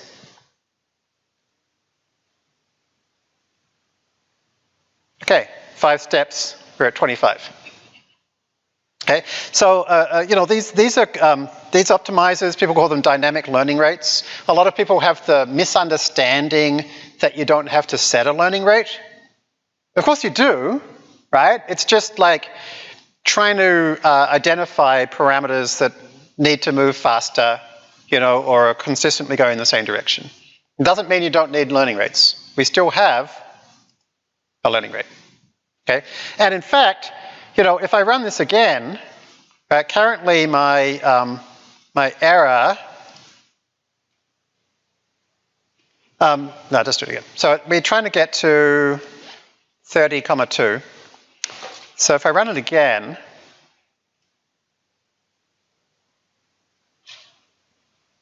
it's getting better, but eventually, now it's just moving around the same place, right? So you can see what's happened is the learning rate's too high. So we could just go in here and drop it down and run it some more.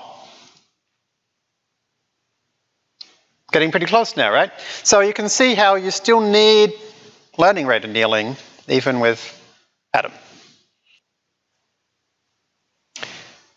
Okay, so that spreadsheet's fun to play around with. I do have a Google Sheets version of basic SGD that actually works and the macros work and everything. Google Sheets is so awful and I went so insane making that work, I gave up on making the other ones work. So I'll share a link to the Google Sheets version. Oh my God. They do have a macro language, but it's just ridiculous. So anyway, if somebody feels like fighting it to actually get all the other ones to work, they will work. It's just annoying. So maybe somebody can get this working on Google Sheets too. Okay, so that's weight decay and ATOM. And ATOM is amazingly fast.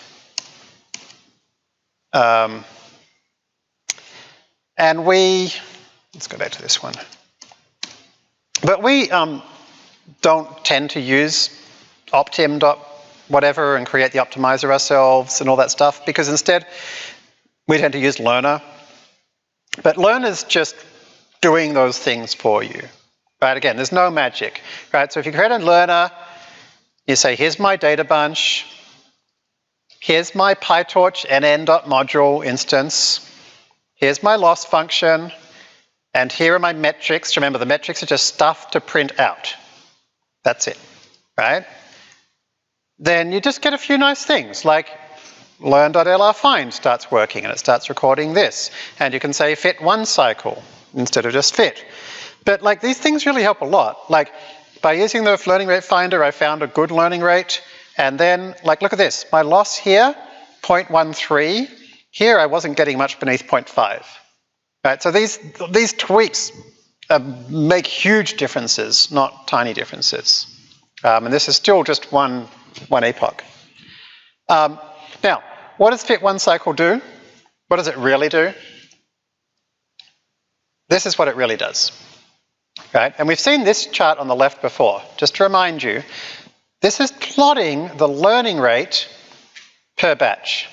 Right? Remember, Atom has a learning rate. And we use Atom by default, or minor variation, which we might try to talk about. So the learning rate starts really low, and it increases about half the time, and then it decreases about half the time. Because at the very start, we don't know where we are, right? So we're in some part of function space that's just bumpy as all hell, right? So if you start jumping around, those bumps have big gradients and it'll throw you into crazy parts of the space, right? So start slow. And then you'll gradually move into parts of the weight space that, you know, they're kind of sensible. And as you get to the points where they're sensible, you can increase the learning rate, you know, because the gradients are actually in the direction you want to go. Right? And then, as we've discussed a few times, as you get close to the final answer, you need to anneal your learning rate to hone in on it. But here's the interesting thing on the left is the momentum plot. And actually, every time our learning rate is small, our momentum is high. Why is that? Because if you do have a small learning rate, but you keep going in the same direction, you may as well go faster. Right? But if you're jumping really far, don't like jump really far because it's going to throw you off, right? And then as you get to the end again, you're fine-tuning in, but actually if you keep going in the same direction again and again, go faster, right? So this combination is called one cycle, and it's just this amazing, like it's a simple thing, but it's astonishing. Like this can help you get what's called superconvergence that can let you train 10 times faster. And this is just last year's paper. And some of you may have seen the interview with Leslie Smith that I did last week. Amazing guy, incredibly humble. And also, I should say, somebody who is doing groundbreaking research well into his 60s. And all of these things are inspiring. I'll show you something else interesting. When you plot the losses with FastAI, it doesn't look like that. It looks like that. Why is that? Because FastAI calculates the exponentially weighted moving average of the losses for you. Right? So this concept of exponentially weighted stuff, it's just really handy. And I use it all the time.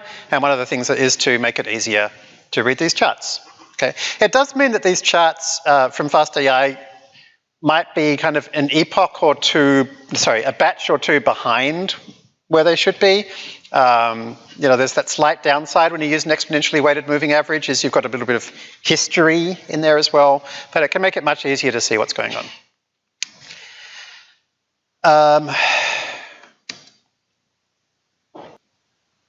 So, we're now at a point coming to the end of this Collab and tabular section where we're going to try to understand all of the code in our tabular model. So remember the tabular model uses this data set called adult, which is trying to predict who's going to make more money. It's a classification problem. And we've got a number of categorical variables and a number of continuous variables. So the first thing we realize is we actually don't know how to predict a categorical variable yet, because so far we did some hand waving around the fact that our loss function was nn.cross-entropy loss. What is that? Let's find out. And of course, we're going to find out by looking at Microsoft Excel. So, cross-entropy loss is just another loss function. We already know one loss function, which is mean squared error. Y hat minus y squared. Okay, so that's not a good loss function for us, because in our case we have, like for MNIST, 10 possible digits, and we have 10 activations, each with a probability of that digit. Okay. So we need something where predicting the right thing correctly and confidently should have very little loss. Predicting the wrong thing confidently should have a lot of loss. So that's what we want. Okay, so here's an example. Here is cat versus dog, one hot encoded. Okay? And here are my two activations for each one from some model that I built. Probability cat, probability dog. This one's not very confident of anything. This one's very confident of it being a cat and it's right. This one's very confident of being a cat and it's wrong.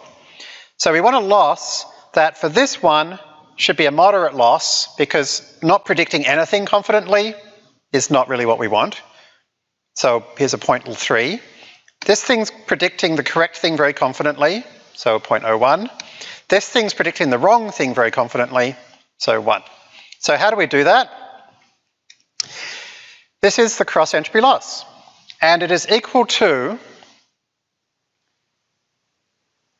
whether it's a cat multiplied by log of the probability of cat, or this is actually an activation, so I should say. So it's multiplied by the log of the cat activation, negative that, minus, is it a dog, times the log of the dog activation.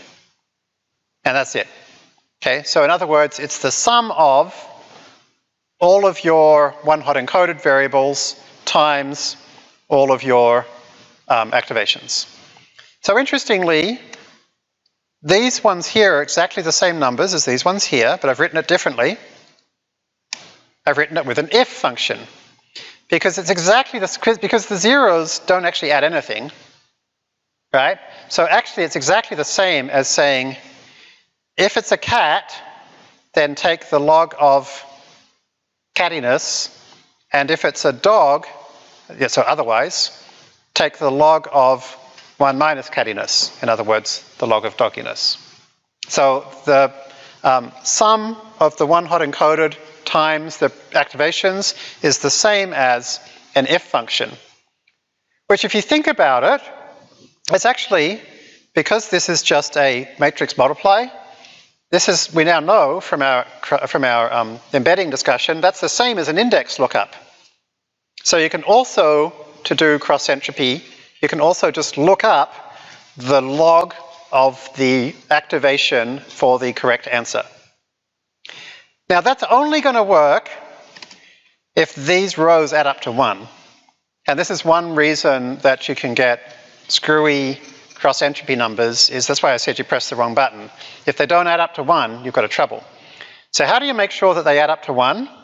You make sure they add up to 1 by using the correct activation function in your last layer, and the correct activation function to use for this is Softmax. Softmax is an activation function where all of the activations add up to 1, all of the activations are greater than 0, and all of the activations are less than 1. So that's what we want, right? That's what we need. How do you do that? Well, let's say we were predicting one of 5 things: cat, dog, plane, fish, building. And these were the numbers that came out of our neural net for one set of predictions. Well, what if I did e to the power of that? So that's one step in the right direction, because e to the power of something is always bigger than 0. So there's a bunch of numbers that are always bigger than 0. Here's the sum of those numbers. Here is e to the number divided by the sum of e to the number. Now this number is always less than 1, right? Because all of the things were positive, so you can't possibly have one of the pieces be bigger than 100% of its sum. Okay? And all of those things must add up to 1, right? Because each one of them was just that percentage of the total. So that's it. So this thing, Softmax, is equal to e to the activation divided by the sum of e to the activations. And that's called Softmax.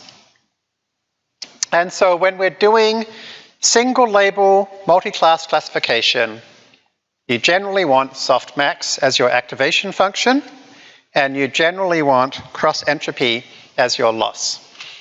And because these things go together in such friendly ways, PyTorch will do them both for you. Right? So you might have noticed that in this MNIST example, I never added a softmax here. And that's because if you ask for cross-entropy loss, it actually does the softmax inside the loss function. So it's not really just cross-entropy loss, it's actually softmax then cross-entropy loss. So you've probably noticed this, but sometimes your predictions from your models will come out looking more like this. Pretty big numbers with negatives in, rather than this, numbers between 0 and 1 that add up to 1. The reason would be that PyTorch, it's a PyTorch model that doesn't have a softmax in because we're using cross-entropy loss, and so you might have to do the softmax for it. FastAI is getting increasingly good at knowing when this is happening. Generally, if you're using a loss function that we recognize, when you get the predictions, we will try to add the softmax in there for you. But particularly if you're using a custom loss function that might call an n.cross-entropy loss behind the scenes or something like that, you might find yourself with this situation. We only have 3 minutes left, but I'm going to point something out to you, which is that next week, when we finish off tabular, which we'll do in like the first 10 minutes, this is forward in tabular. And it basically goes through a bunch of embeddings, right? It's going to call each one of those embeddings E, and you can use it like a function, of course. So it's going to pass in each categorical variable to each embedding. It's going to concatenate them together into a single matrix. It's going to then call a bunch of layers, which are basically a bunch of linear layers. And then it's going to do our sigmoid trick. And then there's only 2 new things we need to learn. One is dropout, and the other is, cont, batch norm. And these are 2 additional regularization strategies. Right? They're basically, batch norm does more than just regularization, but amongst other things it does regularization. And the basic ways you regularize your model are weight decay, batch norm, and dropout.